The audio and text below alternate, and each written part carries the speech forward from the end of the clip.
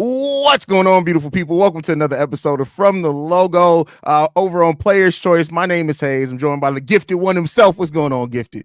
What's good with everybody? Welcome to another episode of From the Logo, the FTL podcast. What's good, everybody? Can't wait to get into the show today, man. Absolutely. We got some major things coming to you guys this week. We're going to be discussing the Hawks. GM has the leeway to trade Trae Young, which we're going to lead off with. We're also going to talk about which teams are the biggest sleepers in both the East and Western Conference. Are the Clippers and the Bucks serious threats to actually winning a title? And are we just destined to a Celtics-Nuggets finals in the NBA? We're going to get to all that. So let's go ahead and jump it off right at the top. So Trae Young went down. He's going to be missing the majority of the rest of the season. He does have a chance of coming back before the end of the season, but the majority of that he's going to be missing.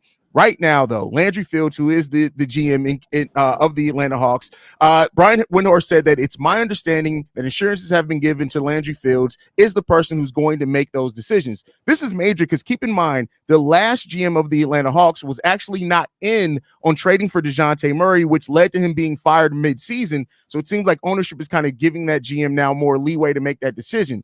Without Trae Young, the Hawks is 75 on the season. Now, while they're averaging less points per game, only scoring about 10 points less per game, they are considerably better defensive team without Trae Young. They've gone 7-5 without him over the course of the season. They only allow 110 points per game when Trae Young is not in the game, which would rank them, if they did that for a whole season, it would rank them as the 11th best defense in the NBA. Currently, right now, they're the 26th best defense in the NBA.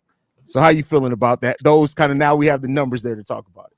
Well, first off, I appreciate the numbers. From my perspective, the problem with the Hawks for many seasons has just been that they have been a pretty average ball club.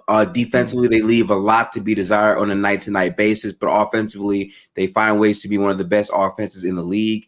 I wouldn't read into those numbers as much from their perspective that yeah, it's not a big sample size, but also I just feel like this Hawks team has gone through a lot of growing pains. I mean, they went into the season not expecting Jalen Johnson to arguably be their second most important player. I know how good we've seen from DeJounte Murray this season, but Jalen Johnson has been a revelation for them. And I kind of feel like to give the GM the power to trade Trae Young, I actually like that because I think from a franchise, they have to understand what direction that they're trying to go in, right? Ultimately, if you trade Murray, the guy that you traded 3 first-round picks, unprotected, by the way, for, you're not going to get as much value back as you would for trading Trae Young. So to me, I think this offseason is a big one for the Hawks in terms of, do they want to try to keep building around Trae Young, or are they going to try to just ultimately blow it up, maybe trade and get their picks back from the Spurs and go in that direction? It's a fascinating time for Atlanta Hawks basketball, I must say, Hayes.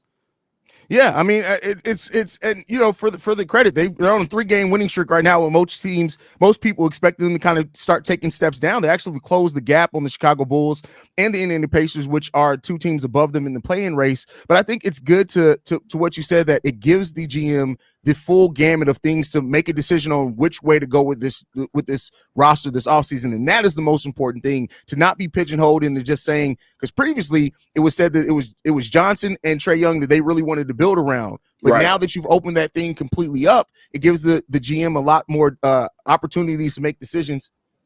Son, I'm live. You can't be over here. Go upstairs, boy. I'm recording. My bad, y'all. That's crazy. It snuck up on me, kids. But it gives that GM a time and an opportunity to really make those choices that are going to be best for the direction of the team. Now, I'm gonna throw it back to you on this one, Gifted. When you look at it, it's clear that DeJounte Murray, Trae Young don't necessarily work the best together. Which one would you look to move if you had the decision of moving one of those to make the roster make more sense? Oh, that's a tough question. I think when you ask who you trade between DeJounte Murray and Trae Young, I think that really leans on, do you believe in the talent of Trae Young? And more importantly, do you believe that you can re-sign Trae Young to an even longer contract and specifically build the best roster around him? Because I think Trae Young is super duper talented. I don't believe that he can be the number one option on a title team. However, I think his playmaking is at such an elite level with his sharp shooting ability that he could be a number 2. But the problem then is, okay, well, if that's the case, can we get him a real number 1 in here to fit? the assets aren't looking too great. They traded them to get back DeJounte Murray. I'm pretty sure if you trade him now, you're not going to get the same value that you wanted back. So a lot of it is going to have to be building through the draft around Trae Young. And then at that point, is he going to be older to where he's not as good as he was before?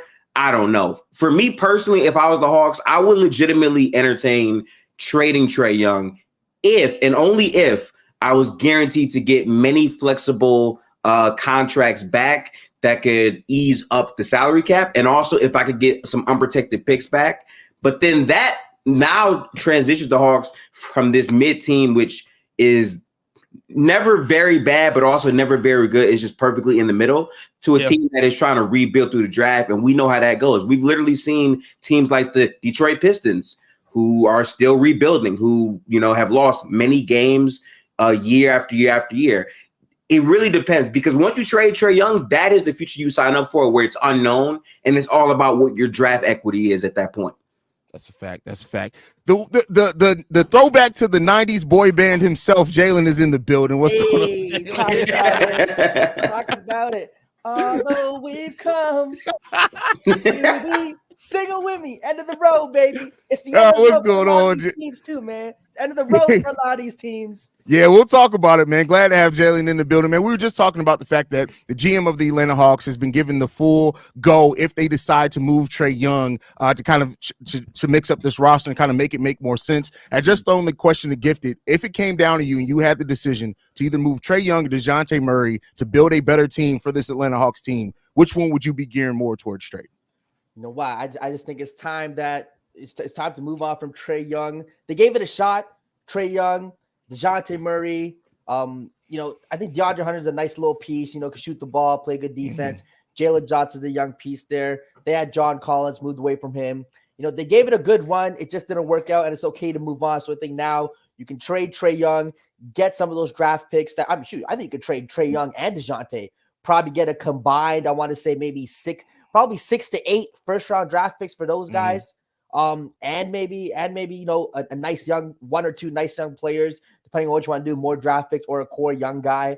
So I think you trade him. I think Jalen Johnson's actually a really nice young piece. Maybe not actually build around, but a guy you can definitely keep. He's going to get better. He's definitely shown me something. So you want to trade him. I like that. You could probably even trade a DeAndre Hunter too. I think he's going to have incredible value, especially for contenders. A 3-and-D type of guy, can still score for himself. So I think he might be next in next year's trade deadline. He might be a first round pick guy. Just when these kind of competitive teams are desperate, they might just get like a 25th, 26th, 27th overall pick. I think the Hawks will be happy about that. Yeah, but I definitely think it's time for the Hawks to rebuild, move off from Trae Young. And again, I don't even think it's their fault, because I think we all thought when they got DeJounte Murray, I was hyped. I thought DeJounte was amazing on the Spurs.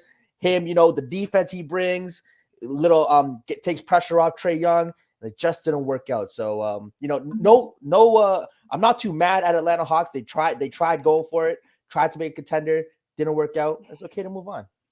Yeah, I think the great point there, and I love what you pointed out about going the Utah Jazz route, right? Everybody thought you're going to move Gobert, you're going to move Mitchell. They said, hey, no, we're going to move both of them. And, exactly. Yeah. And the Hawks very well could look to do that, get the most assets back, especially if you gear it towards the 2025 draft, which is supposed to be an extremely deep draft. If they can get some unprotected picks in that draft, it could definitely help jumpstart their rebuilds. Easy. How you feeling, brother?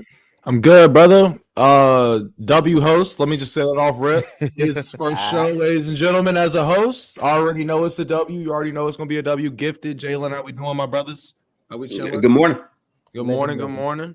I know I saw the title. When I woke up this morning, I saw the title. I was like, all right, this is gonna be interesting. Let's get into it. Yeah, right now we're talking about the Hawks and the GM being given the green light to trade Trae Young. If that's what he decides to do to move forward with the team, then we're going to jump into the sleepers conversation here in a second. So, Z, just to jump in on that one, man, how you feeling about Trae Young, DeJounte? If you had to make the decision, who you moving? Jalen said he's moving both. Gifted's like whoever you get the best package for in this point. Where do you sit at it? See, I liked Jalen's point. I didn't even think about the Utah Jazz and what they did with Donovan and Rudy. That's a really good point. And honestly, I will say also to Jalen's point, when DeJounte Murray had originally got traded there, I was like, oh, shoot, this is going to be great. Literally takes the pressure off of Trae Young, where Trae Young's weaknesses lie on the defensive end. DeJounte Murray can provide for that from the perimeter, especially if you're going to run both of them at the same time, stuff like that. Clint Capella, I mean, I think to him too, he's been in Atlanta for a while, just chilling. Same thing with him, lob threat, defensive presence, at the 5 or 4, depending on where they run him. So like the team itself, like I just look at him and I just think to myself, like they had Nate McMillan at one point. He's not the coach anymore, right? Mm-hmm.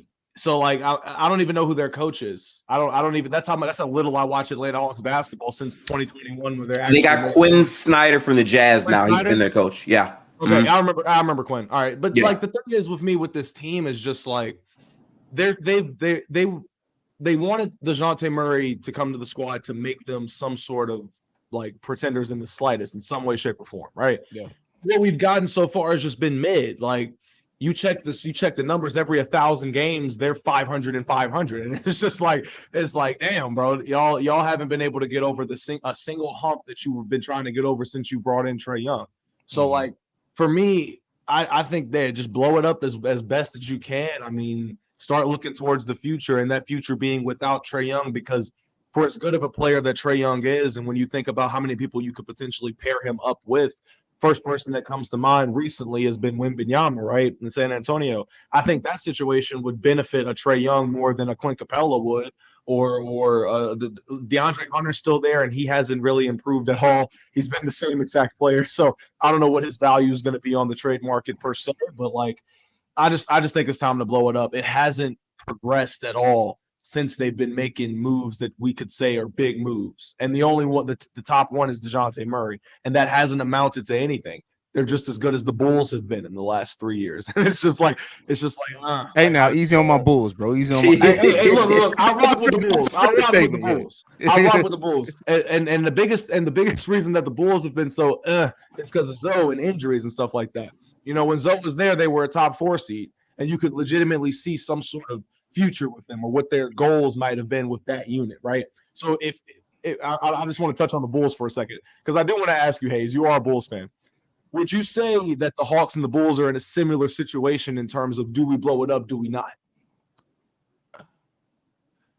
No, because I think the common from the people outside looking in, people look at the Bulls roster and think that a full blow up is needed. I think a major retooling is needed, especially now with Ayo Dosunmu and Kobe White, because the difference between the Hawks and the Bulls right now are the Bulls have 2 young pieces that have stepped up. That is the difference. Yeah, fit together. Ayo and Kobe fit together really well, and I think that's the difference in it. So they have that to if they want, again, those aren't number ones on a championship team, but they are building blocks that you want to hold on to. Whereas the Hawks, I think they're almost at the place where the Raptors are, where that roster, they have a lot of talent on the roster, but it's just not fitting together right now. I feel you on that. Yeah, I would say the difference too is that the Bulls, to me, have a bit more contracts and players that can be moved out for multiple assets. It all depends on exactly what they want to do with, I would say, Vucevic and also DeMar DeRozan. There's a chance that they might try to extend him this offseason. I feel like with the Hawks specifically, their main players that's going to be available, the main return is going to probably be for Trae Young.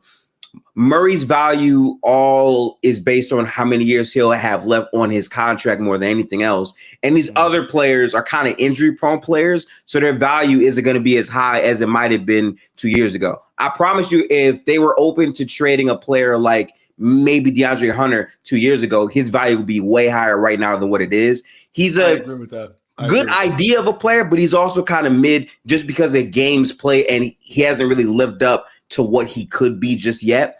They're just in such a tough spot. Ideally, if you're like full on trying to rebuild, to me, you can't half-ass it. If you're trying to like fully blow it up, trade both of those players, and Trae Young and DeJounte, because that'll maximize how much value you get. The problem though is this is not 2K. Once you trade Trae Young, right? Yeah.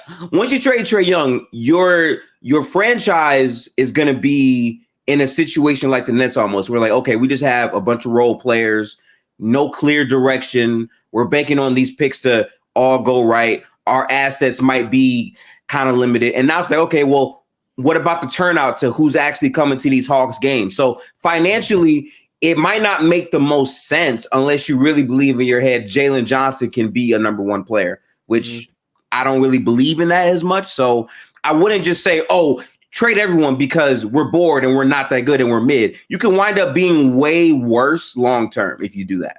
I will say this though, Atlanta don't support the Hawks. Atlanta had all 5 of their starters make an All-Star game and were bottom 10 in attendance. So I don't think people really people in Atlanta just don't care. Like they too busy worried about bringing Freaknik back. Like they don't give a damn about any of that. But let's get to some of these super chats before we start talking about these sleepers. Yeah. Jalen's so happy Jordan's legacy has been destroyed. It has not. That's foolish. Hey man, hold up. Y'all got me out here defending Jordan. Like I think the people take it too far left. That's what I'm saying. Like, y'all reaching with the way too far. Don't get me wrong. Like, I think there's definitely some stuff in the 90s that people overrated in the 80s, especially the role players and all that. But again, we saw this on our show when we went to play back. Jordan got a left. He be finished with a left top in. Like I ain't about to say all that. Now some of the defenses he's playing, some of those role players in the 90s. Now look, it's looking bad. It's looking real bad. I ain't about to diss Jordan like that, like he wasn't him still. Yeah, I will say this too about that. It's funny as hell. It's funny as hell. Just listening to people just be like, "We done with the '90s." No, we ain't listening. It's over. It's over. But like at the end of the day, we all know for a fact that Michael Jordan playing in today's era would still be a top 5 player in the league, would still be getting MVPs and scoring titles with a mid-range jumper. You want to know why? Because SGA's doing it so smoothly, being as a top 3 scorer in the league with a mid-range. Just a mid-range and some good footwork. Now, he don't need the threes or the volume of threes that players like Steph and Luka may be chucking at. You don't need that. If you got a smooth bag and you can get to your spots whenever you want to, like in space with 3-point shooters. In space with 3-point shooters, it's a nightmare out here. Michael Jordan would be dog walking players in today's game. Stop playing. Stop it. Especially no hand check and the spacing of the modern NBA game. What are we talking? And then it gets to a point where and then he gets to the free throw line with the calls they call for offensive players. Stop it. Come on. There's calls that he barely was getting when Isaiah Thomas and Bill Laimbeer and Dennis Rodman were genuinely out to get that boy when he drove in. What are you talking about? Like, just stop with this notion. That left hand thing pissed me off because I'm like, look, when we say it about players like Jaylen Brown, it's legit because you could be a tier above where you are right now if you just simply had that fixed. That's something that's very obvious to a casual NBA player. Michael Jordan, he could go to the rim with his right and finish with his left. Like, stop playing with him. Like, what are we doing? I think BDIA said the best chat I've seen so far. I'm tired of non-intelligent basketball talk. The fact that there's any movement saying we're done with the era of basketball just shows that all y'all do is watch highlights and don't really watch the game. And it's the lack of basketball IQ. They can't talk about the game in depth, so they go for narrative over depth of talk. And that's just where we are right now. Jordan Real Son says, why the Hawks look better with DeJounte at the 1. He also chips in without trade. DeJounte Murray's 25, 9, and 6. The Hawks are above 500. I think it's simply put, and I'll show it to you guys, is that DeJounte Murray is better when he's controlling the ball. That's it. Yeah. They try to make they looked at the 3-point shooting that DeJounte did have, and they initially thought, okay, he's going to be able to play off ball, he's going to defend, and Trae's going to facilitate. We're seeing that did not work. DeJounte is not a good off-ball player. He did it a little bit in San Antonio when DeMar was there, but he still had a lot of the ball carrying duties there, and he's just better when he's the point guard on the team. And that's why the trade for DeJounte Murray, I said to me that the Hawks were a loser for doing it because you're trading all of your unprotected assets for a player that ideally is better maximum with the ball in his hands with Trae Young. I said that, okay, I can see it making sense in terms of when Trae is not on the floor. Now you have a creator who can stagger. That's fine. But ultimately, you're trading all these assets for a number 2 option to Trae Young, because ideally you want someone else out there on the floor that if Trae gets blitzed, he can be a decision maker. The problem with that is DeJounte Murray's defense was also overhyped because he was very good on defense on the Spurs. But when you put him in a system like the Hawks, where he's no longer that great defender, where he's not a good off-ball guy either, and he's more of a mid-range oriented guy, making it fit next to Trae Young, where their offense is still going to be better with Trae Young having the ball in his hands, it's not the perfect fit. So if it's not like a perfect glove fit, why are you trading 3 unprotected assets for DeJounte Murray? Which now I guarantee you, if you try to trade him now, there's no way you're getting a haul like that back for him now. Yeah. I think with DeJounte Murray, they actually just run more plays. With Trae Young, it was a lot just more kind of freestyle action going on. Give Trae Young the ball, dribble. And then when like a second guy maybe comes to help, he'll find the open man. I think with DeJounte, he finds players in their best positions more often than Trae. Trae Young, a lot of those assist numbers is because of his scoring prowess. So second guy will come, he'll find the open man. While with DeJounte, he's actually creating within the offense, and he lets his guys around him actually play their role, get in the rhythm with shooting. So I think in terms of a team aspect, DeJounte is just better for that team. And Trae Young's numbers are great, but said not all assists or passes are created equally. Exactly. Those 12 assist numbers aren't the same as DeJounte's 8 or 9. You know what I mean? DeJounte's more valuable. It's much like when people try to use a number of steals to indicate how good of a person is as a defender. It's not that. Like you can get assists. That doesn't mean you're necessarily facilitating and creating in the same way. Trae Young's 12 assists, Jalen said it perfectly, not the same as DeJounte Murray's 8 assists. They are very different in that. So great point. Yeah. But all right, let's get into the title topic for today. Which teams are the biggest sleepers in the East and West to make noise in the playoffs? I want to start with one team specifically because it feels like every single year they get underrated. They turn it on at the right time. Playoff Jimmy is back. How are you feeling about the Miami Heat? I really look at the Eastern Conference. You guys can add any other team, but the only true sleeper I see right now in the Eastern Conference is probably the Miami Heat. Bro, screw Jimmy Butler. He cost me $1,800. 5.5 assists prop. I hit 7 out of 8. This man got 4 assists at halftime and doesn't decide to get more than that. Stop me at 5. You should have took the points and rebounds or the fantasy score. That's what Vegas called him. Nah, he I don't bet. It was that Dallas game. It was that Dallas game. He was cooked. It was so bad. Bro. Yeah, continue. Despite that, though, when you look at the Heat, you gotta I think it's like common knowledge now, or at least common consensus among NBA fans, where they just look at it and they're like, "Yo, for how good the Celtics are, Jimmy Butler and the Heat, don't play with them." Like the real testament to how great you may be is going up against Jimmy Butler in the postseason. Because I just still think that last year just proved it all. They went in as the 8th seed in the East, right? Out of the play-in tournament, lost the first play-in tournament game.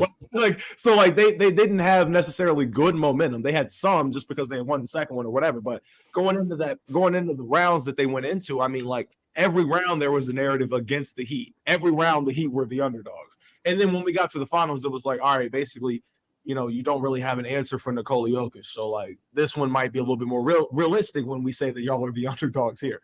But as far as the Bucks series and the Celtics series and the Knicks series, Giannis gonna shut that up. Drew Holiday gonna lock that up. Shit. Then we get to New York, and it's like, oh, Josh Hart, that's the Jimmy Butler. Shit. Get out the face. Then we get to Boston.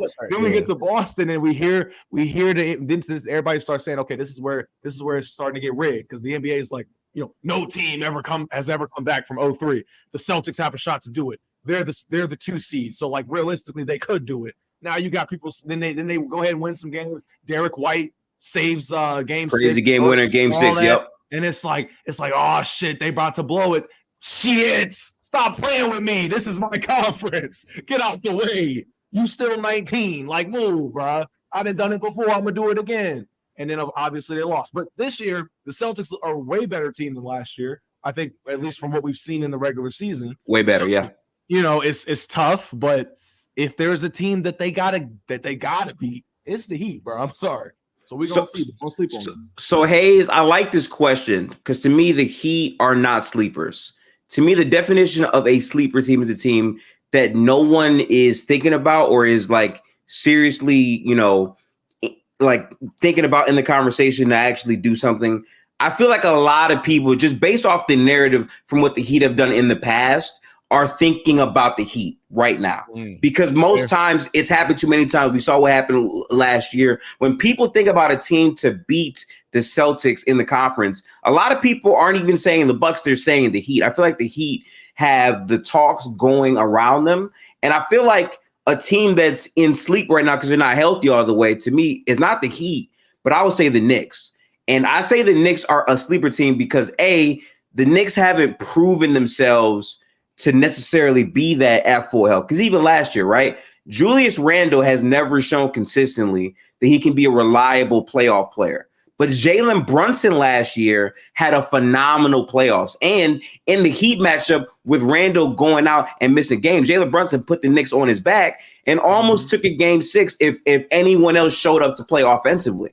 But to shore that up, they replaced RJ Barrett, who was solid last year, but still not consistent, with a player like OG, who OG to me is a much better defensive player than RJ Barrett. And offensively, his role is simple, right? Less is more. He doesn't have to ball handle.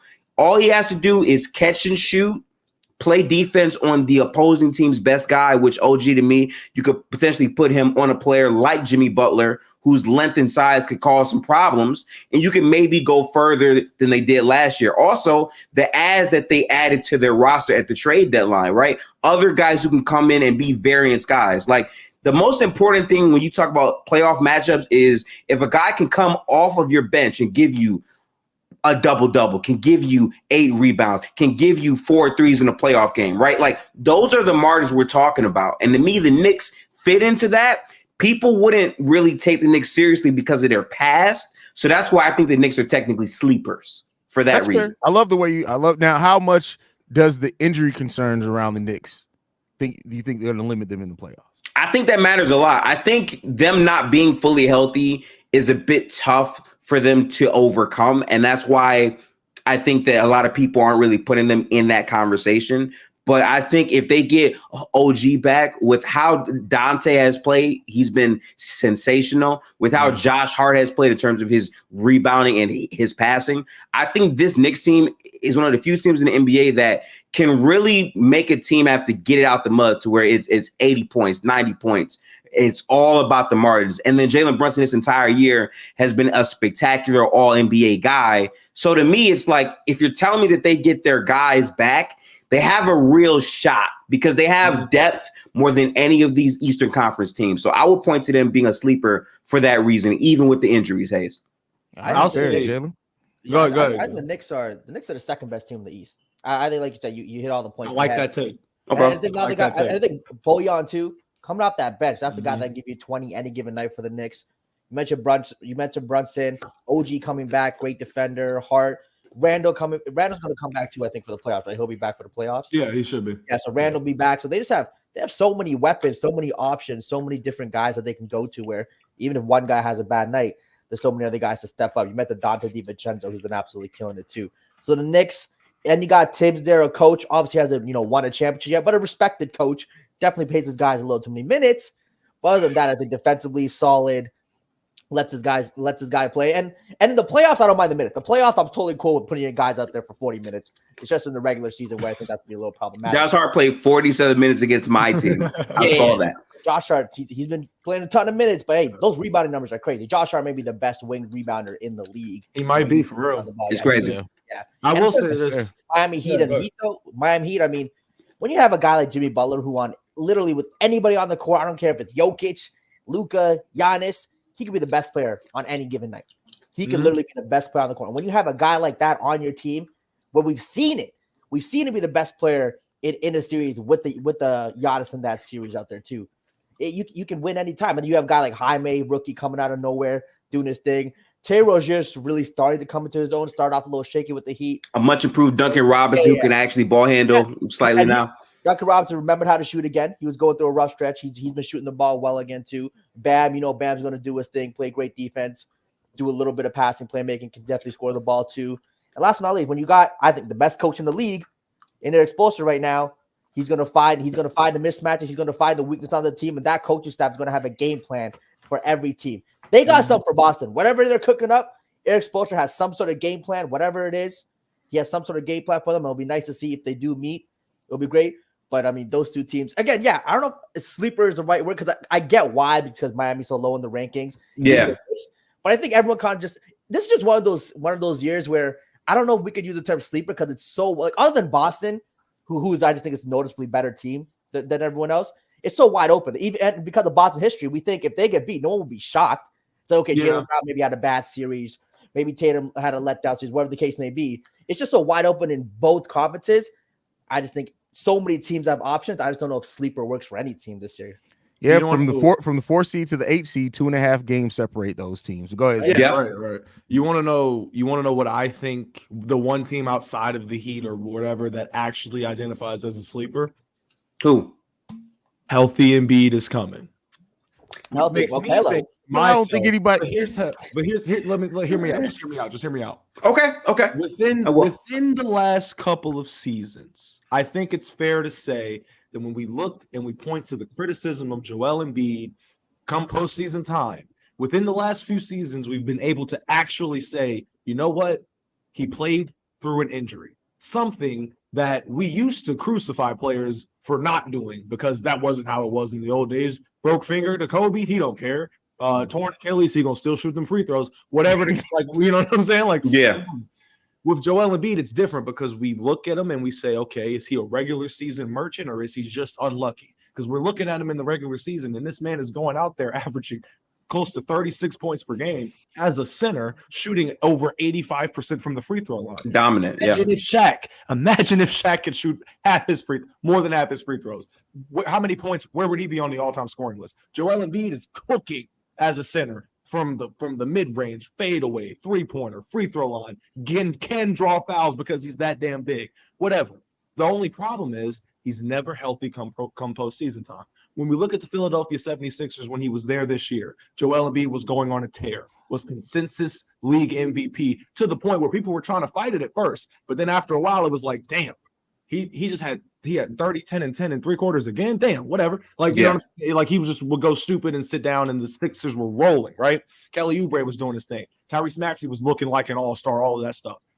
Since Joel Embiid goes down with the injury, Tyrese Maxey has been relatively getting exposed, like just a little bit as a number one option. The same looks that he was getting so consistently, so frequently with Joel aren't there anymore because now he's the number one option or he's the main distributor or what have you.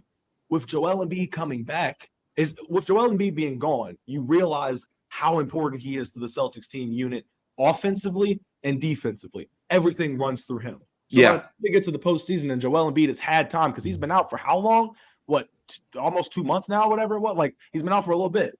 And the Sixers have been able to still be at the where are they at? They're at the 7th seed. That's the 7th seed right now, right? They dropped from the 4th seed to the 7th seed.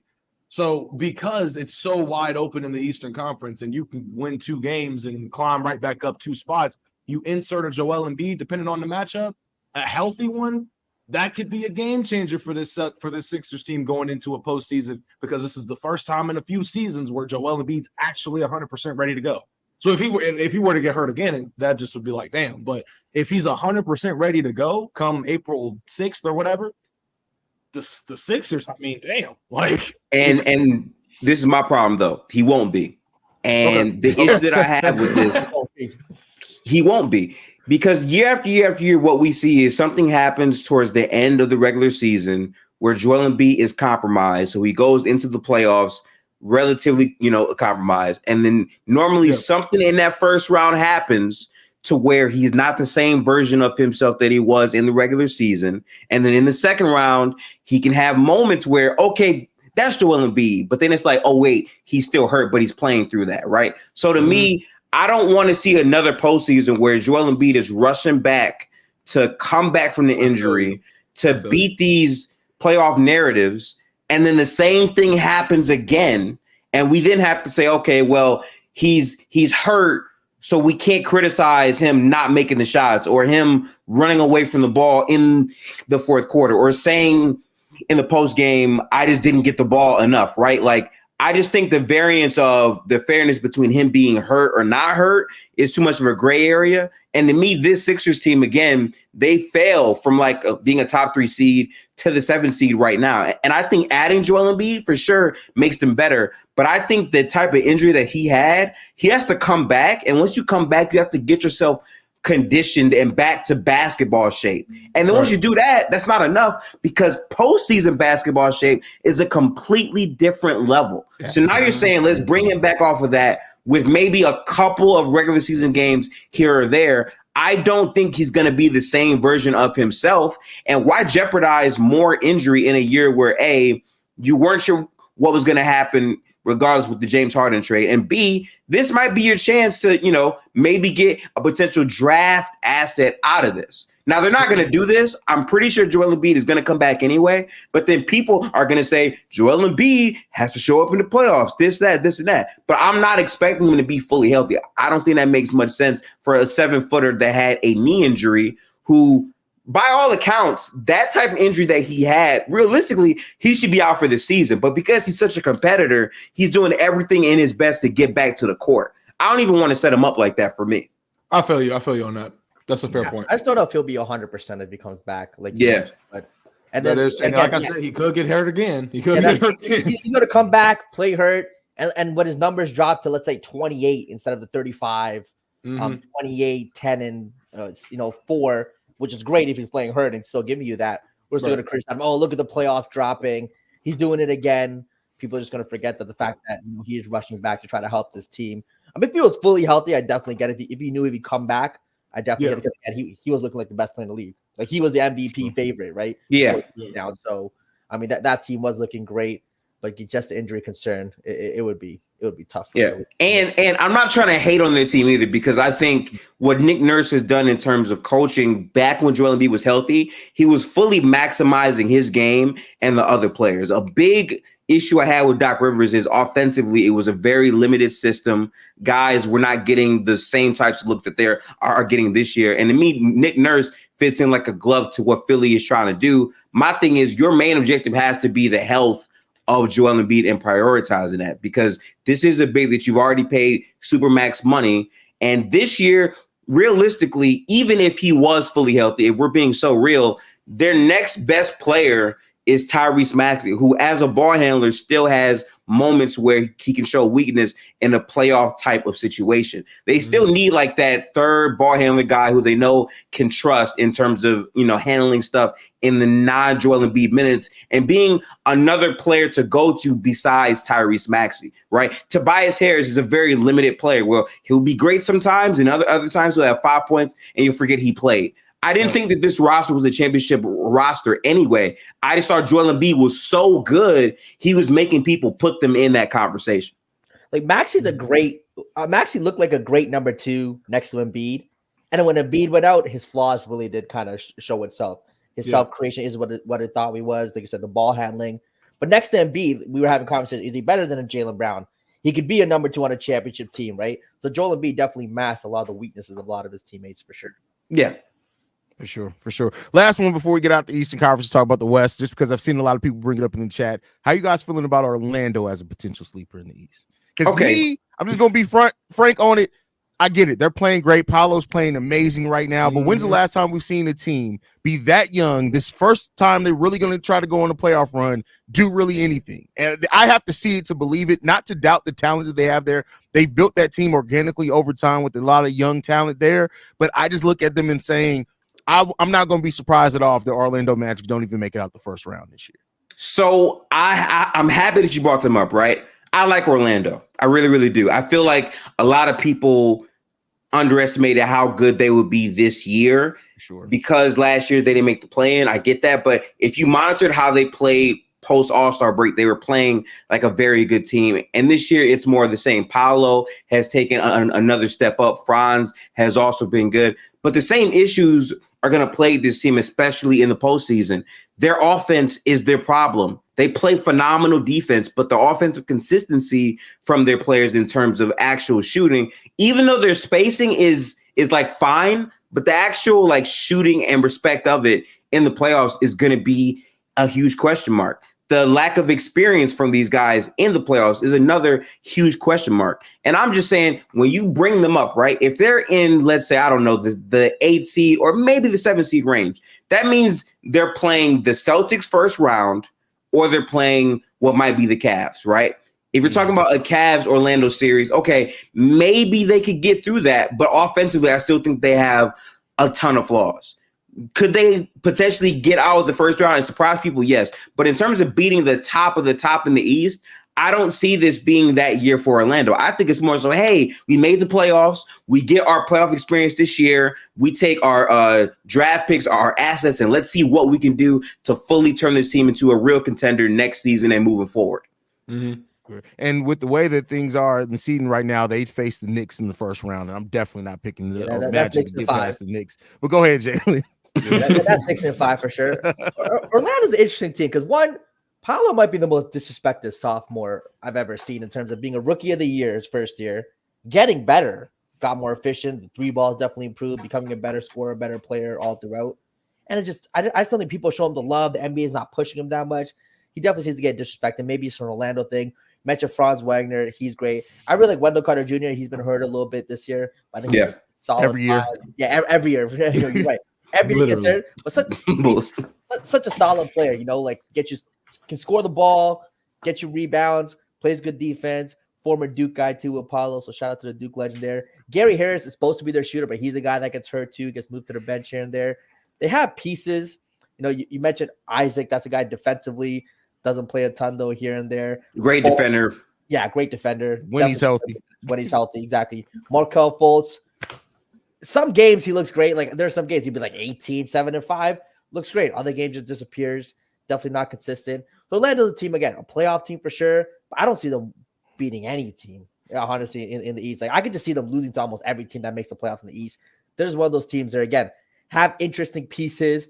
Franz and Paolo going to get better. They're going to be a nice little. Love Jalen Suggs' overall development this year too. Jalen Suggs too. That's another guy that can definitely develop. Maybe there's a couple years away. Maybe a couple years. Like probably a couple pieces. See, but they have a lot of number 2, 3, and good role players, but they're missing that it guy. They're missing that Devin Booker, that Donovan Mitchell, that just a guy to really take him over the top. Yeah.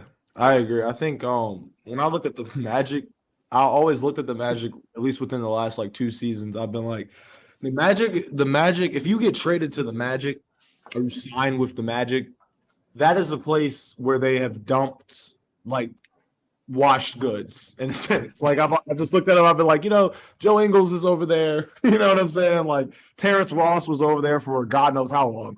And I was just like, legend over there. Yeah, legend over there, right?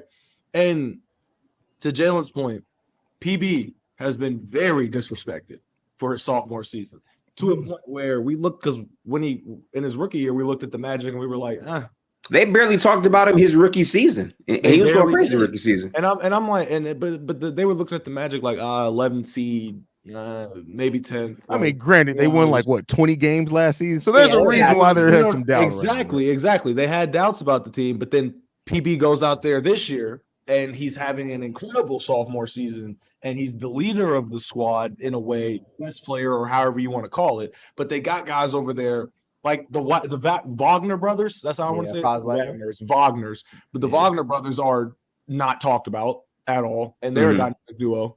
Who else? Jonathan Isaac, when he's healthy, like y'all said, obviously. All defensive team caliber. Jalen Suggs with the shooting this year. Suggs with crazy the shooting spin around for improved. him. All of that. Markelle Fultz he has moments which are good, for us as like fans, or like that one J. Cole lyric that he had. But like, it's just like we're waiting to see him we were waiting to see if he could find a place where he could just settle and just kind of not really need to be the main guy, not even the second or the third guy, but a good piece, a valuable piece, right? So I think that going forward, like Jalen said, they're probably like 2-3 seasons away, more trades, more, one more big signing. You can place a guy next to Paulo Banchero and be like, all right, yeah, PB can do his thing, but you can help us or bring us home in spurts or whatever. So they're a few pieces away. If they match up with the Knicks first round, they're done. They might get one, and Paulo might cry in the post-game interview. Who knows? But like, it's okay to cry. Damn, that's crazy. That's a crazy straight of Paulo, though. Oh no! I didn't have a problem with it. He said after I saw why he did it, because he was like, "Oh, I was just having a bad game. I was in my head. Coach told me this, bring us home, and if I was him, I'm playing for the Orlando Magic. My coach just told me to bring it home. I'm playing like shit, and I hit a game winner. That's a Disney movie classic right there. Like that's like a classical like Disney basketball movie. So like, yeah, I'm gonna play too probably in a post game interview, knowing that we ain't win shit besides a regular season game. But it is what it is. Like ups to PB. But yeah, I don't. They're not making any noise this year. Good for them for making it to the playoffs, but they ain't making no noise. At one point, the number 1 seed in the Eastern Conference for like 3 weeks there. They were. That was a crazy time. That was a crazy time. But let's pivot towards the Western Conference. So of course you have the top teams in the Western Conference: the Thunder, the Denver Nuggets, the Minnesota Timberwolves were mentioned up there, but of course they got an injury. They've been knocked down a little of a peg there. Yeah. But who are the teams in the Western Conference that you guys think could be sleepers in the playoffs? Okay, this team to me is a team that I've watched film on a lot. A lot of people are going to disagree, but again, let's remember he said sleepers, not teams that like are being talked about to do X, Y, or Z, but sleepers. To me, the sleeper team in the West for me would be the New Orleans Pelicans.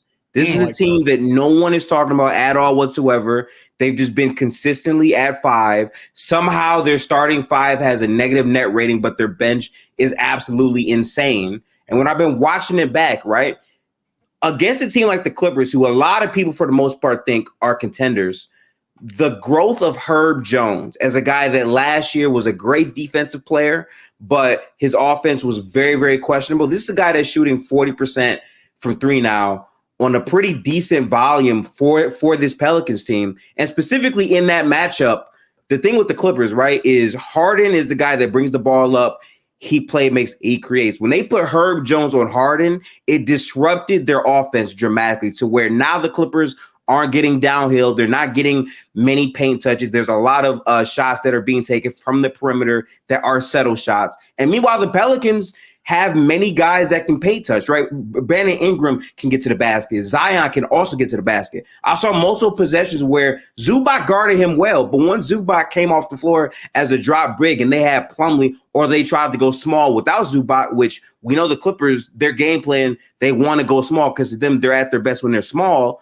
Zion feasted. They had James Harden and Russell Westbrook near the dunker spots as the back line. If you have that against a team like the Pelicans, who are athletic, they can run you out of the gym. And they have multiple like connective passer players. And also we saw what Brandon Ingram did the last time he was in the playoffs without Zion, right? So to me, this is a team that you're not banking on to win a title or anything like that. But in terms of being a sleeper to, overcome the odds and beat some teams, I think the Pelicans have a real shot to do that.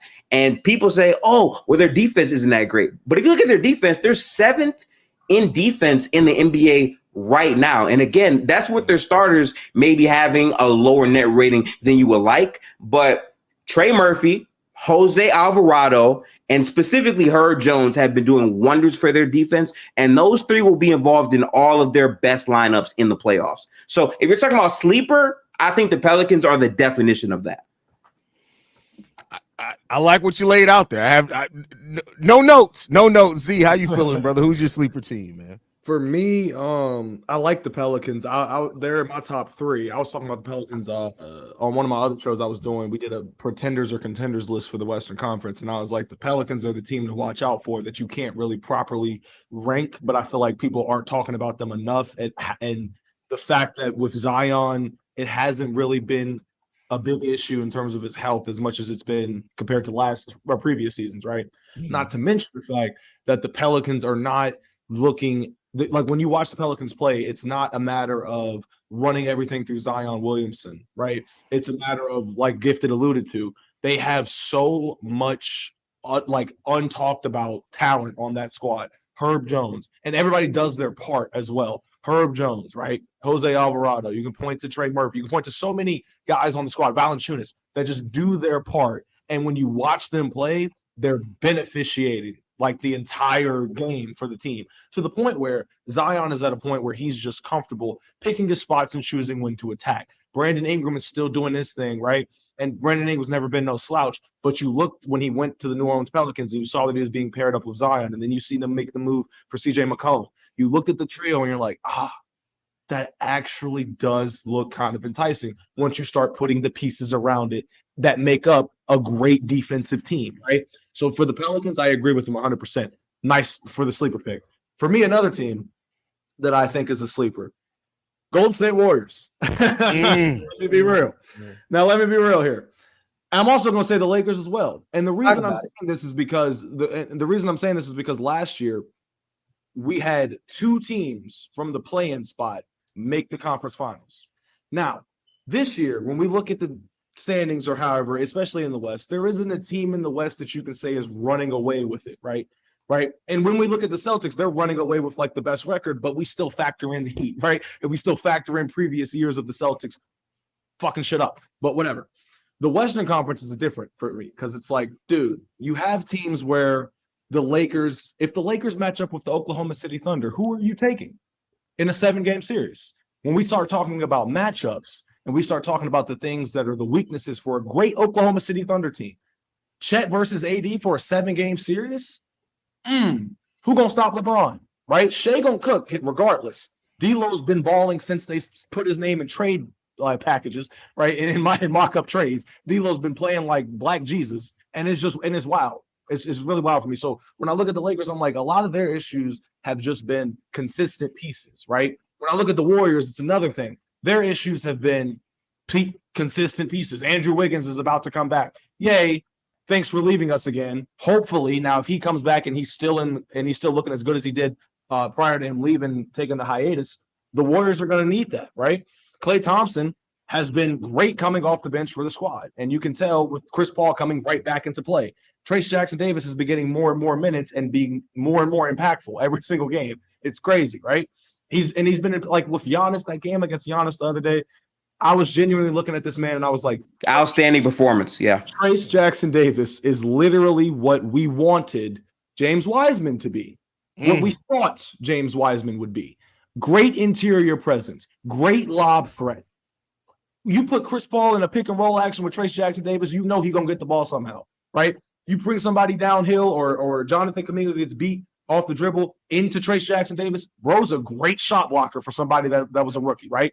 Brandon Podziemski leads the league in charges, if I'm not mistaken, or all rookies, something like that, by a mile. No, the whole NBA. Yeah. And this man, and when you watch the games, you're like, this man has been learning from Draymond Green. You got to see he's always in the right place, like always in the right place to draw the charge. Draymond's been very great this season shooting 44% from three. So that factors into when you look at the Warriors starting lineup, and you got Steph Curry, who's playing like Steph has always played, phenomenal. And then you have Draymond Green sitting there for the pick and fade action, being able to knock down corner threes if you give it to him, which they're going to give it to him. And that just plays a part in the Warriors offense and makes it that more dangerous. So when I look at teams like the Lakers and the Warriors, I think if they get the right matchup, they can walk out of that series. Like real talk. So, and then the Mavericks are one that I want to throw in a sleeper conversation. I just do, out of love for Luka and respect for Luka and how he's been throughout the postseason. Like Luka Doncic so far is one of the greatest postseason performers we've ever seen, right? But wins don't back it up because he doesn't necessarily have the help. He dragged the team to the Western Conference Finals in 2022. Granted, they were great role players, 3-and-D guys, what have you, but Luka was the catalyst to getting them there. It was phenomenal, right? So I want to say that they're a sleeper, factoring in Kyrie Irving and how he's been cooking since he's been back, right? Factoring in the fact that at one point they had won 7 straight games, I think, post All-Star break, right? So they and factoring in the fact that at the trade deadline, we looked at him and we said, damn, Derek Lively, PJ Washington, Daniel Gafford. So the size that they were lacking, they picked up on it. Now it hasn't really panned out as well as we thought it would, but Luka Doncic, man, it's Luka, bro. They counted him out in that Sun series, and what did he do? Walk into their arena during Game 7, and oh my God! That is still one of the best games to watch back. I watch it back yearly to see how they dismantled that team, bro. Still. It is just picking apart a team by one man, and it's like Luka was having fun. He was smiling, like it was genuinely crazy to watch that man. But so for me, I think at the top of the sleeper list, Pelicans, respected. Right below them, I look at the Lakers and I look at the Warriors, and I'm like, as much as I am a Warriors, because I'm a Warriors fan, obviously, so there's like half bias, whatever, shoot me. But when I look at the Lakers, I'm like, dude, I can genuinely like take all bias out. I could see them in a 7-game series beating the Thunder. I could see it. I wouldn't be surprised. Oh, no doubt. I would not be surprised. I had the Lakers. I think the Lakers. See the thing with Lakers. I mean, you mentioned all these teams. I agree. Dallas with Luka, Kyrie, PJ Washington, Gafford. I think was an incredible pickup too. He's a guy that's giving them buckets. Good, good rebounding too.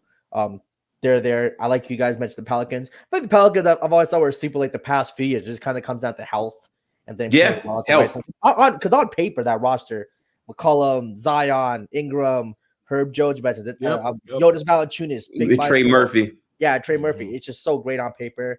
I agree with that. But you mentioned the Warriors. I mean, Clay looks like a new guy coming out the bench. He's been shooting the ball. He remembers how to shoot the ball again, playing well. I still think they got to figure out what to do with Chris Paul when steps in the lineup. That situation just seems a little confusing, but if they figure that out, Chris Paul again can be a positive piece. But more about the Lakers. This is a different D'Lo this year. This is a different D'Angelo Russell. We saw it, in the game against the Bucks. Do that in that game against a Bucks team who, potential finals matchup if they do making an elite team like that. To do what he did, big shot after big shot. That's what they needed last year. He could be a game changer. And I just think AD, other than the Denver matchup, he's such a mismatch for every other team. Like he can destroy every other team on the inside. Besides Sabonis, I'm sorry. Besides Sabonis. I'm sorry. Okay, maybe not Sabonis. But when you got LeBron, you got D'Lo. When you got AD, LeBron, who's still, I think, at their best. I've always said this. I still think LeBron can be the best player in any series. He may not be able to do it for a full series, but I think he's good for a game or two. To win for sure. AD's going to get you a game. AD's going to have a 40 and 20 game. He's going to have one of those series where he plays like the best player in the world. Everyone's like, this is the AD we need every game, this and that. And then if you just have if D'Lo can be more of a consistent guy, Reeves, Rui, them hitting shots, playing well. Huge. It'd be huge for them, right? So I think the Lakers, again, you just don't count out a team with that much talent there. And they mentioned with LeBron, the playoff experience. I mean, last year when they beat Golden State, I was like, all right, you saw what they could do. LeBron's going to do his thing. Still get it done. AD going to do his thing. When they beat Memphis, still going to do his thing. So it's just one of those things where they have too much talent not to be counted out. I think, but again, like sleeper, is Phoenix a sleeper? That's what I'm going to say. I'm going to say, what y'all feel about Phoenix? How y'all feel about Phoenix? Nurkic, I'm telling you, Nurkic looking different too. Nurkic is really selling into that role. That's the only thing. If Nurkic is healthy, he's a top 12, 15 center in the league when he's healthy. He just has to stay healthy. Yeah. So, and you got KD Booker. Go for 40 any night. Bradley Beal's looking healthier. Grayson Allen. Grayson Allen's literally been like almost the best shooter in the league this season. Almost pushing the NBA. Yeah. Grayson Allen's been cooking. You can't count out that team. Imagine OKC, they're not a sleeper, they're there. And look, I thought it's going to be over with for Minnesota, but the way Anthony Edwards been looking, he's going to just carry you through games. Game-winning block, 44 points. Yeah. Will he run out of gas by the playoffs? Is the because he's going to have to do that now for the remainder of the season. He's going to have to do that every night, and that's going to be tough, 100%. So someone else that has to step up, whether that's the Conley, whether it's the McDaniels. I don't know if anyone there is going to be helping carry that scoring load. But defensively, I think Minnesota might be one of the few teams who, if they really want to slow down the pace, really kind of slug it out, guide it out. Yeah. They can win you some 100 to 97 games, which in 2024, is a rare thing. 197, where Ant's still gonna have to probably give you 35 to 40. He's gonna have to give you 40% of your team scoring. Gobert's probably gonna have to finish a lot at the rim, get some putbacks, get those buckets. But again, so many teams in the West, in the West this year. I think they all have. I literally think everybody from like 1 to 10. Like if any of them win a playoff series, no one's shocked. I think any of those teams can win a playoff series. In terms of the championship, even if, let's say, the worst of the worst, if Golden State wins the championship, I'd be like, wow, that'd be sick. But I'm not totally shocked. Like, I can understand how that happens. I can understand how Minnesota happens. And look, I think Curry can still be the best player in the world. Like Curry. Look, here's my thing. So you have to. Because hold on, Gifted, I'm gonna let you go. Because with the Warriors, it's different. It's really different. And I'll say this because when Dub and Gifted were going back and forth about the luck thing, bro. When you look at the Warriors like 6 to 8 years ago, right? 2015. I'll start 2015. When you looked at that 2015 Warriors and then even the 2017, 2018 Warriors, every playoffs you pointed to a moment where you were like, okay, the luck was on their side. Yep. With a certain player going down or certain things going their way, the Rockets missing 27 straight threes, certain crazy things that the Warriors had to come back from, and then they add to the story, whatever. Yeah. What Jalen is getting to with this Warriors team, what would have to happen if this Warriors team were to do that? I feel like it would be like they're in a 7-game series and something happens to the other team. I don't know what that is. Jokic rolled ankle. Something as simple as a Jokic rolled ankle, and then Stephen the Warriors they're just like that, because all they need is the momentum. They've always been a momentum-based team. Yep. Momentum in a series ever switched 3-1 when they were down 3-1 to the Thunder. I remember I was in 8th grade and I came to school, we got off the bus, everybody had to meet in the cafeteria, right?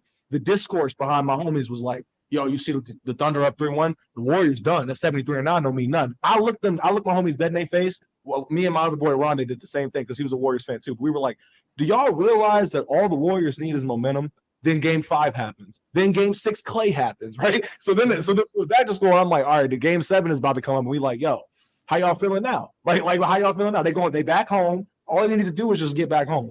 They did one game on the road, and Clay goes crazy, right? So it's a momentum-based type of thing at the end of the day for the Warriors. So back in the day, they needed probably like 60% skill, 40% luck.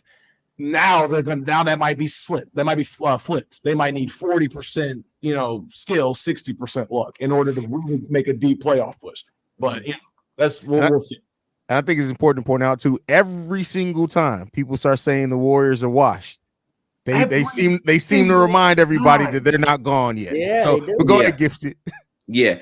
So I like what ZZ and Jalen both said. Again, I think that's how crazy the West is. You have a ton of teams that realistically are playoff caliber, but it's just not enough spots for everybody to make it, but they can absolutely win.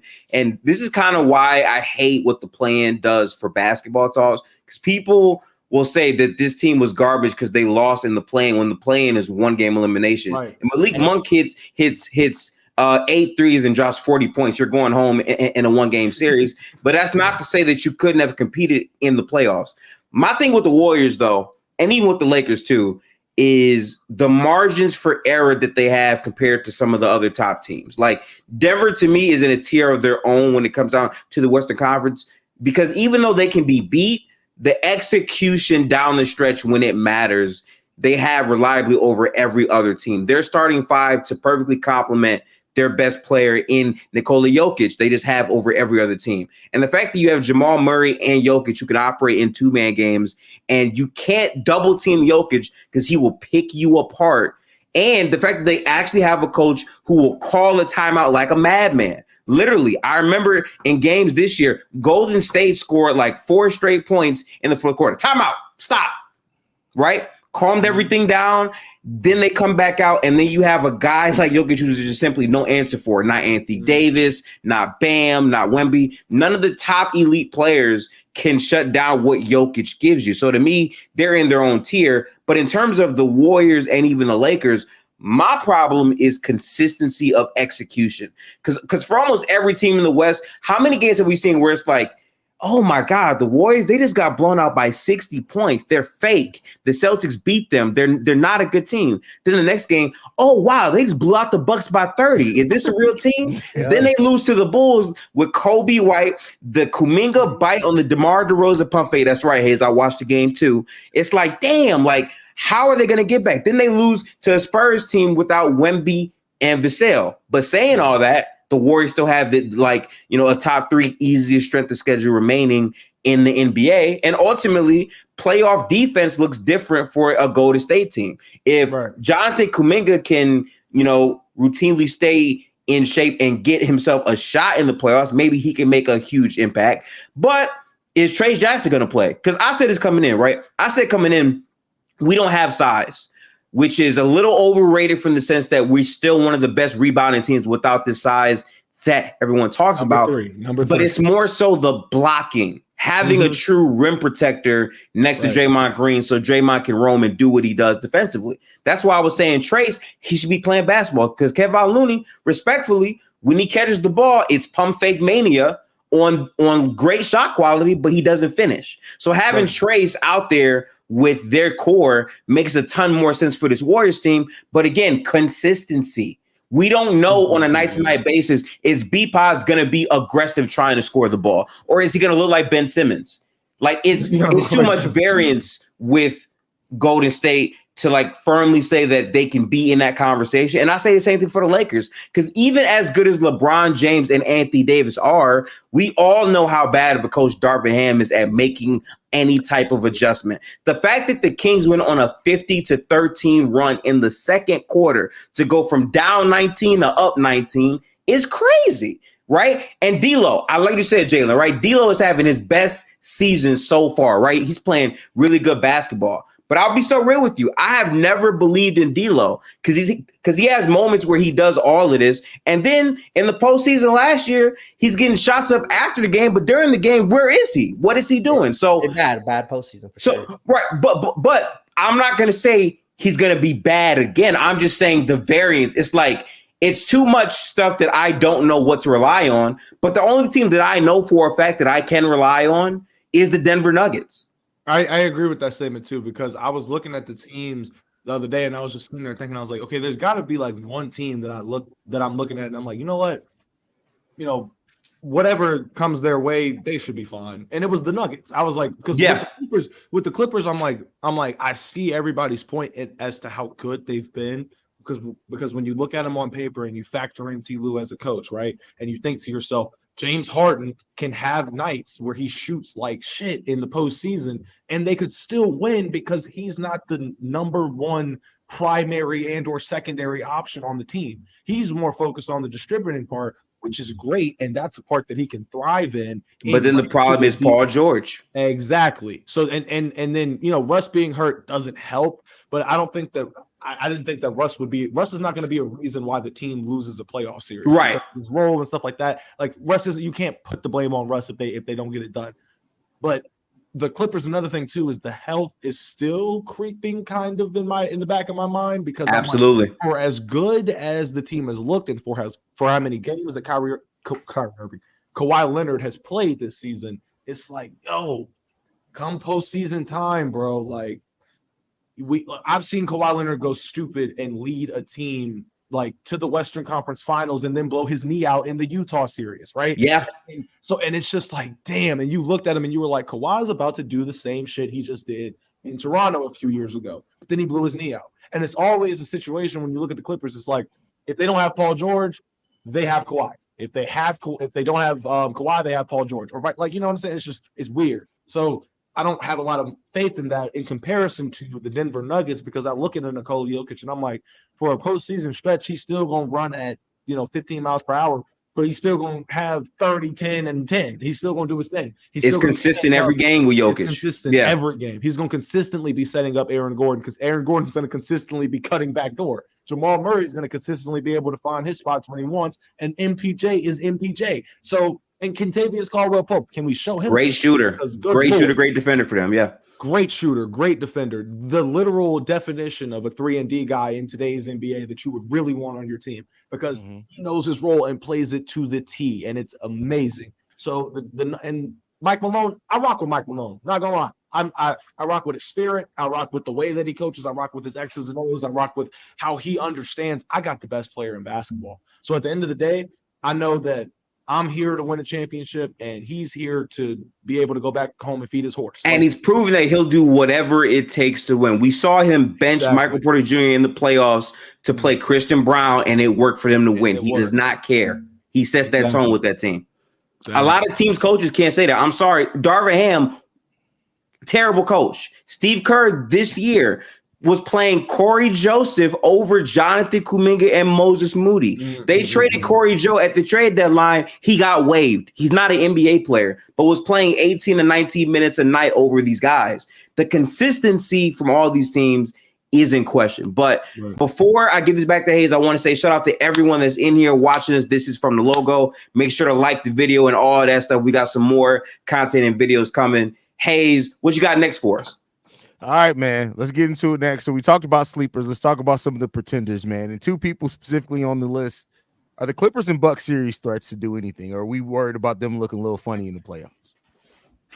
Man, the Clippers. Jalen getting close to the camera. You about to make a point, huh, bro? I don't look. No, the Clippers are the real deal. The Clippers are the real deal. They're definitely not pretenders. Kawhi Leonard this year, again, staying healthy. Mid-range, incredible, looking like the Kawhi that was winning championships for the Toronto Raptors and San Antonio Spurs. Paul George is still Paul George. I mean, maybe not peak Paul George, but still, one of the top 20 players in the league without a doubt. I think James Harden, the role he's really embraced being that point guard for this team, not forcing up shots, creating for others. I like that. You got Norman Powell coming off the bench. Any of these guys on the back shooting night, he's going to come and get you 20. Zubac in the middle can do great against a lot of matchups. I think he's a solid center there. Plumlee as a backup is great. This team has everything they need to win. all the pieces, they just got to perform. I know. I saw a gift earlier. The Ty Lue coaching definitely could be a little bit of a problem. Look, and the small ball merchant, he does tend to do that quite a bit. I think keeping Zubac out there, especially against some of these matchups, I think is definitely the way to go. So if he stays away from that whole small ball thing, putting whether it's Paul George or Kawhi at the 5, it's a smaller lineup. Avoid that. Yeah. I think they'll be fine. But they're just too talented to say that they're pretenders. And the way they've been playing, they were on that stretch where winning all those games, come back down to earth a little bit. But 100%, the Clippers are the real deal. If they beat Denver in 7 games, anyone shocked? I'm not shocked. I'm shocked. I feel that. I'm shocked. I'm not shocked. I just think I'm shocked. Yeah, dude. You're shocked. All right, you're shocked. I'm shocked. I think they could be any of these teams. And again, with the West, they're just one of those other teams that I think they could easily win a championship, and I wouldn't be shocked. So I'm gonna tell you why, right? And I told Hayes that I really wanted to speak on the Clippers because, again, I've been watching film about their games since post All-Star break. They're one of the worst teams in terms of their transition defense. Yep. They have not looked as dominant as they were when they initially got James Harden. And I feel like the reason why I feel iffy about the Clippers a lot is Ty Lue's adjustments, but more importantly, the roster as a coach. I'm watching back the Pelicans game, right? And I'm seeing where Zubac is in the game right now. Here's the good and bad thing with Zubac. And the 2 games I watched, right? I watched Pelicans versus Clippers. I watched OKC, which is another great team, versus the Clippers, right? Here's what I saw in a tale of 2 games. Zubac is phenomenal as a drop big with the size, his rebounding, the way he can block shots. That makes a ton of sense. But when you have guys that can legitimately pull up, shoot, and eat up that space against Zubac, he serves no purpose on the court. There was a play versus OKC, Hayes, which like blew my mind, right? Where I'm literally seeing J-Dub get the switch, and Kawhi Leonard has to help off of Isaiah Joe from the corner to go cover Chet. So basically, Chet is at the hash, right? Isaiah Joe is in the corner. J-Dub gets the screen and can go downhill, but Kawhi knows Chet is wide open. 40% shooter, got to respect Chet. So Kawhi slides up off Isaiah Joe. Isaiah Joe cuts to the basket, easy dunk.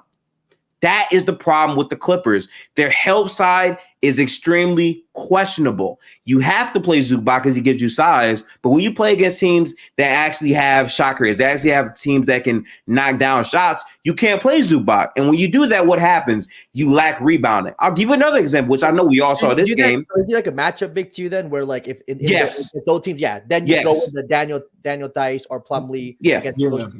But that is the other problem though, because if you're telling me one of their best players is a matchup player, that's an issue. Because when we saw the Clippers versus the Lakers, right, where they had Plumlee and they had Tice, how many times do we see them like switch onto LeBron James openly, and you had Kawhi Leonard in the paint trying to box out Anthony Davis?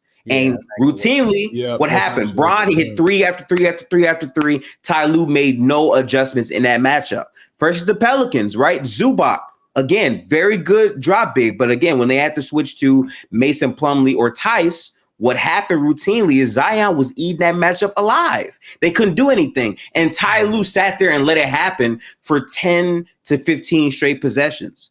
The book is out on Ty Lue to me. I think he has been an overrated coach for some time now. Last year, I thought he was a bad coach when he was playing Marcus Morris over these dudes. When they first traded for James Harden, if you go back and watch one of their first games versus the Dallas Mavericks, I witnessed Ty Lue have a lineup of Russell Westbrook, Bones Highland, PJ Tucker, Norman Powell, and Eric. Yes, that was the lineup that he played. So somehow you trade for James Harden and you find a way to not play one of James Harden, Paul George, or Kawhi at all times. Now they've been a lot better since then. I give them credit, but I'm just saying in terms of matchups, it's just not consistent. And even with the shooting, it comes down to the consistency of Harden and Paul George. We all understand what Kawhi Leonard is in the playoffs, but if that consistency is not there against the better teams, it's going to be an issue. And against a team like Denver, I'm sorry, but there's legitimately no answer for Nikola Jokic. The answer has not and will never be Zubac.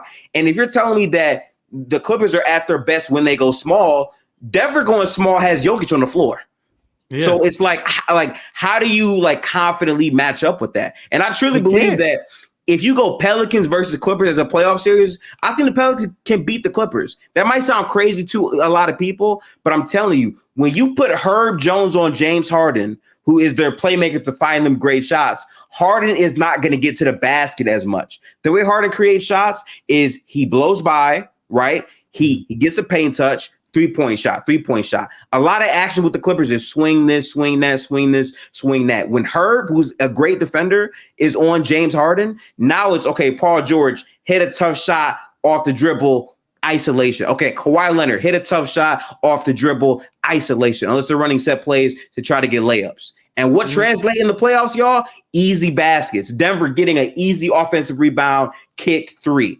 Oh, they want to double me? Cut to the basket, Aaron Gordon dunk. Those are the easy baskets that win playoff games. The question with the Clippers is, how consistently is their life going to be made easier by their offensive process?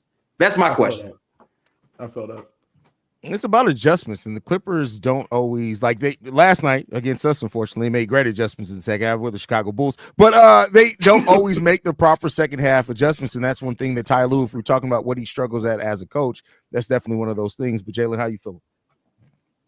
I mean, about the Clippers again, what Gift said I think makes a lot of sense without a doubt in terms of the Clippers. Again, Tyronn Lue, the coaching, definitely the biggest question mark. The Zubac thing makes sense. James Harden. Again, so let's say, in that matchup, I think it's fine. I think the Pelicans can beat a lot of teams. I think with the Western Conference, a lot of these teams can beat a lot. So I can definitely see that in the world without a doubt. But I just think it goes the other way around. I just see Kawhi Leonard being the best player on the floor, which is very possible. Yes, very possible as well. Yeah. And again, I think Herb Jones on James Harden makes a lot of sense. But I think you need Herb Jones on Kawhi Leonard or Paul George. Because James Harden is still the third best player on that team, I'd say, because I still think Paul George is better. Yeah. And if I'm Pelicans, I'm putting my best defender on one of those guys.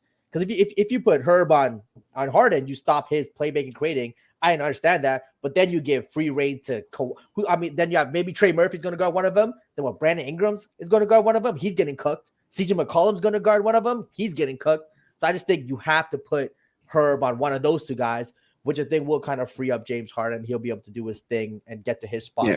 Because but then you still got to worry about playoff Harden, which brings mad questions there. That's your playoff Harden. But the thing is that in this situation, there's other guys to pick him up. He doesn't have to carry the same load, I think, that he did maybe in Philly as a clear number 2. Yeah. Being the number 3. Right. Even he might not even be the third scoring option. If you have Norman Powell out there, Norman Powell's going to chuck. James Harden can really just focus on playmaking, passing, getting some boards and do all that. And that's why you put Herb Jones on James Harden, because what we see from the Clippers is from trading for Harden makes their offense run a lot better because now Paul George and Kawhi don't have to consistently be on ball making decisions. If you're able to cut off Harden as their point, you're saying, okay, you're Kawhi Leonard. You're going to score your 35. We're going to play tough defense with at least BI who can give us size and length on you. You might still torch him fine, but at the end of the day, I'd rather live with that than you consistently generating quality 3-point looks, which is when the Clippers are at their most dangerous. When they're consistently getting those 3-point looks and Kawhi is hitting shots and Paul George is hitting shots, it's a lot. You know? Right. So you definitely stop one of those. But I believe in Paul George's playmaking and passing. Let's say they did kind of shut down James Harden. I'm perfectly comfortable with Paul George with the ball in his hands. We saw that plenty of times, especially when this team was hurt. He was being that point guard for the facilitating, creating shots. So I definitely get that. But again, I don't think they're a pretender. I think they're definitely the real deal for sure. All right. Zizi, I'm going to come to you. How you feeling about the Bucks in the East? The Bucks in the East. I forgot about the Bucks. My bad. Rolled over the Bucks. We're stocking Clippers. The way I see it with the Bucks is it's interesting to me because I don't like the disrespect that the Bucks get to a certain extent, but it's I see why they get it. At the same time, I will say I'm fully confident in Giannis for their postseason run. For Dame, he's the X factor for the team. Besides, obviously, Doc Rivers. But in terms of players, Damian Lillard is the X factor for the squad. It's not Chris Middleton anymore. Chris Middleton is just going to be there to do his job as the third option. Is he even going to be there? That's another question. If you're the third option and you're Chris Middleton, that you got to factor that in. But for him, I feel like he doesn't even need to be a superhero or whatever. He needs to just knock down the open shots or the open looks that he might get from the attention that is drawn from Giannis or Damian Lillard, from their gravity as players. But Dame is the X factor. for Damian Lillard, this is a guy who gets praised in the postseason for moments like when he, had his first game winner against the Rockets, or waving goodbye to OKC, or the game that he had against the Denver Nuggets where he looked virtually unguardable and they still lost. But Dame, for his postseason career, shoots 41% from the field in the postseason, 41.4 or something like that. Mm-hmm. James Harden shoots better from the field. For perspective, James Harden shoots better from the field in the postseason than Damian Lillard, yet he gets labeled a playoff choker. So it's crazy. Dame just virtually goes unnoticed, and you can point that to the roster around him in Portland and yada, yada, yada. Like, I get that. I really do.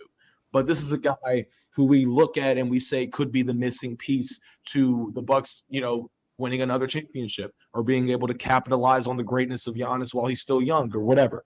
Dame's going to have to do his part, because I feel like Giannis is going to cook regardless. I feel like they're virtually in the Eastern Conference, depending on matchups, Giannis can cook virtually everybody. I feel like the one team that might give them a run for their money, if healthy, is the Knicks, because they have guys like Mitchell Robinson, Isaiah Hartenstein. You know what I'm saying? Like the Knicks are they got the size. The Celtics they kind of have the size, but a lot of their guys are 3-point chuckers, like, Porzingis, Big Al. Even though Big Al can hold his own, stop playing with him. You give him a matchup with an injured Joel Embiid, and he can look like, Batman. That's a great point. Yeah. Whatever. The point is, I just look at the Bucks and I think, okay, their defensive problems have gotten better, since Doc's acquisition. They're not top 5 where you think they should be, but there's a reason for that, and I've been screaming that all season. I've been like, yo, they traded away their best perimeter defender for Damian Lillard. That's what they did. You could say it's Giannis, cool, but I think it's Drew Holiday. I'm sorry. Drew Holiday was literally he played his role to perfection. They traded away that part of their defense for offense because that's what they needed that they weren't getting with Drew Holiday. So you got to play compromise. So Damian Lillard's going to have to hold up his end of the bargain alongside Doc Rivers, because, bro, let me be real with you. If Doc Rivers loses another playoff series with a team like the Milwaukee Bucks, who, like it or not, they're contenders because they have Giannis, because they have Dame, and because they have great assets like Bobby Portis, and because they have great assets, you know what I'm saying? Like, they're a contending team, Doc. This isn't a team that was handed to you that you have to pick up the pieces like a Monty Williams in Detroit, bro. Right. Like, you have expectations, my guy. So, I don't know who they're going to end up placing the blame on if they can't get it done, but this team realistically should make it to the Eastern Conference Finals. Like, if they do get bounced out, it should be to a team that is a sleeper team, like Gifted said, the New York Knicks, if they're healthy. That's where you can say, okay, maybe y'all get a pass here. Maybe this is the first year that y'all have been able to put it together and you had a coach switch mid-season, yada, yada, yada. But the Bucks should make it to the conference finals. They should. If they don't, good Lord, the internet comments are going to be different. I wonder what the game plan for the Bucks. Obviously, the past couple years, you build a wall, pack the paint. So Giannis. Right. This year, I just don't think you're going to be able to do that again with Lillard there. Even I guess technically a shooter, Malik Beasley, I think, who's actually been playing relatively well lately. I just don't think you can do that. So the whole clogging the lane thing, like, I think Giannis is going to be more open in the playoffs. Lillard, again, we understand the shooting percentage isn't quite there, but I also think that the product of the Portland situation that he was in, some of those shooting numbers, the efficiency, right, it was just him. So I do expect that number to go up. We will see, though. We'll definitely see if that happens. Yeah. But it will be interesting to see that. I just think in the playoffs, I just think Giannis, we're going to see a Giannis that's not going to be as focused on. It's going to have a lot more room in the paint, and he's going to be able to have maybe produce the same numbers he did in the regular season in the playoffs. I don't see that playoff drop coming from Giannis this year. And again, just with Lillard there, man, again, there's no way they're a pretender. There's no way, because again, with that team, there's no way I'm calling the Bucks a pretender. Oh man! So what you think about Gifted? I'm gonna be serious, man. The Bucks defense has gotten better since Doc Rivers came. Their offense has kind of lagged, which I thought was fine. I said coming in, their defense is going to leave a lot to be desired. A lot of people thought that when they traded Drew Holiday for Dame, it's a no-brainer. You do it, which I still agree. You do the trade, but the expectation first year should not be, can you go super duper far to me, because I'm sorry, I failed naming the good defenders on his team besides Giannis and Brook Lopez. Bobby for stretches, but even then sometimes he has some flaws. defensively. Beauchamp was a guy who stopped really playing basketball for them. So it's like, looking at this Bucks team, I have a ton of questions. Early in the year, under another head coach, which is another problem in itself, they were struggling to beat teams. Now, they would still win these games, but I remember them going down 30 to Portland and coming back all the way to win the game, right? I remember losing to Memphis after they get Doc Rivers, right? Getting blown out by 30 points to the Golden State Warriors a couple nights ago. Losing to the LA Lakers with no LeBron. I'm pretty sure LeBron did not play in that game. So it's like, this Bucks team is very questionable to me.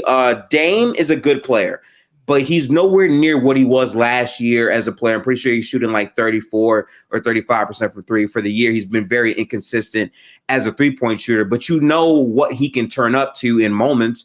But if you talk about Dame's, presence, he's really a playoff dropper every time he goes to the playoffs. His strongest playoff series was versus Denver when he was torching their defense, but Denver wasn't known as a good defense back then. And Denver also wasn't fully, healthy in terms of what they are now.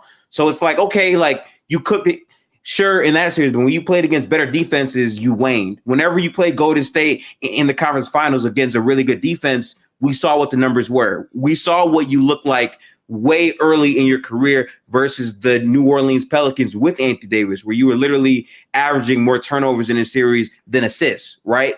But if we put all that to the side and we just evaluate this Bucks roster as a whole, Giannis is still the best player on the team.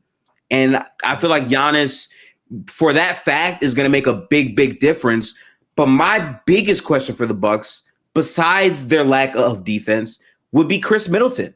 Because even if you say, okay, Dame, we know what you can do. Okay, Giannis, we know exactly what you can do.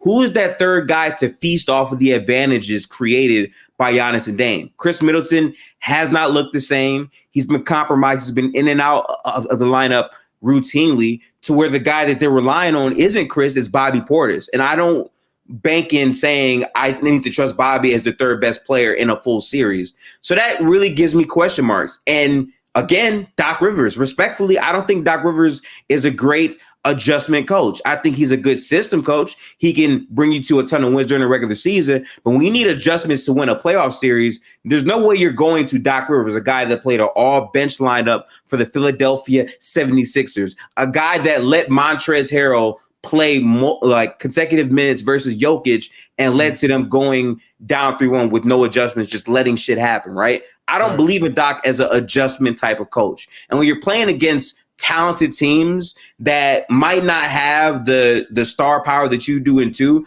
but have overall more complete rosters like the Boston Celtics, you can lose. And specifically last year, if we go back to last year, even when there was no Doc Rivers, we're talking about a Miami Heat team that came up through the play-in. I understand Giannis got hurt during the series, but I remember that same Bucks team put 82 points on them in game 2, blew them off the floor, and everyone thought this team cannot compete even without Giannis. They don't need Giannis. But when the game got close, what did we see? We saw Giannis running away from the ball to shoot free throws because his confidence was clearly shaken, right? We saw Jimmy Butler abusing Drew Holiday, who was their best perimeter defender. So now he's gone, and you're telling me in that same type of matchup, the next best guy that you're going to ask to guard Drew on the perimeter is either Chris Middleton or potentially Malik Beasley? Are we serious? Like, that doesn't sound like a real team to me.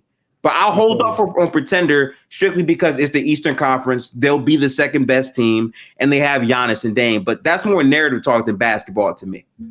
I do think that Heat series, like the Bucks get a lot of heat for losing that Heat series. Understandably so, I get it. They're clearly the better team and all that. But Jimmy just played at such a level that so few players in NBA history reached. Yeah, the way he was playing that, I just, it's just it's such an anomaly in one of those situations where I don't know how much I want to blame. Again, they didn't play their best.